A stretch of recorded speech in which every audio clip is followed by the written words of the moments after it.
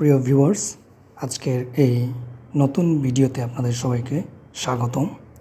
এই ভিডিওতে আমি একটি ইন্টারেস্টিং বিষয় আপনাদের সামনে তুলে ধরার চেষ্টা করতেছি। মঙ্গলবার অর্থাৎ আজ 24 সেপ্টেম্বর বিজিবি থেকে পাঠানো এক বার্তায় জানানো হয় যে অবৈধ অনুপ্রবেশের দায়ে দিনাজপুরের বিরল সীমান্ত থেকে উপল কুমার দাস নামের এক বিএসএফ জওয়ানকে আটক করেছে বিজিবি।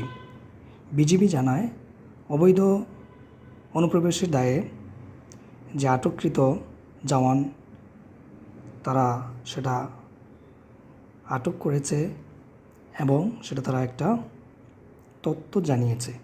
সো এই ব্যাপারে আপনার প্রিয় ভিউয়ার্স, এই হচ্ছে মূল ঘটনা।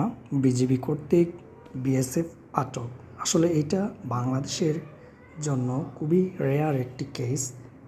আমি তো লাস্ট 15 বছরে এরকম কোনো কাহিনী বা কোনো খবর শুনিনি, যেটাই আজকে আমার কাছে লাস্ট 15 বছরে প্রথমবার বলে মনে হচ্ছে। আমি জানি না এর আগে আদৌ হয়েছে কি না। আপনারা অবশ্যই কমেন্ট করে জানাবেন যদি আপনাদের কোনো কিছু জানা থাকে। আমার হয়তো জানার ভুল হতে পারে। সো আপনারা আপনাদের মতামত জানাবেন। বিএসএফ কর্তৃক বিজিবি কর্তৃক যে বিএসএফকে আটক করা, এটা আপনারা কিভাবে দেখছেন? আপনাদের মতামত অবশ্যই জানিয়ে রাখবেন। সবাই ভালো থাকবেন, সুস্থ থাকবেন। আসসালামু আলাইকুম।